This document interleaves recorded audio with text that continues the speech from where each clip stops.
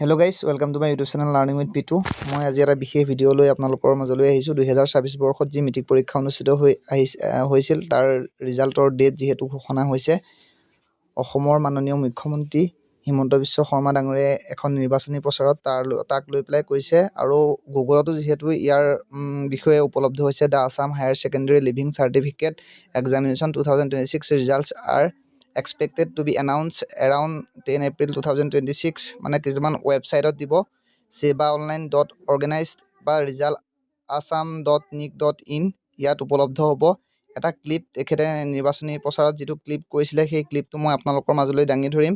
আপোনালোকৰ ৰিজাল্ট যিহেতু 9 বজাৰ আশে-পাশে বা 10 বজাৰ আশে-পাশে উপলব্ধ হ'ব। নিৰ্দিষ্ট এপো সেবাই লঞ্চ কৰে, সেই এপত গৈও আপোনালোকে চাব পাৰিব। এতিয়া মই যিটো হিমন্ত বিশ্ব শৰ্মা ডাঙৰীয়াই কৈছিলে সেই ক্লিপটো আপোনালোকক মই দেখাই দিবলৈ লৈছোঁ, চাওক আপোনালোকে।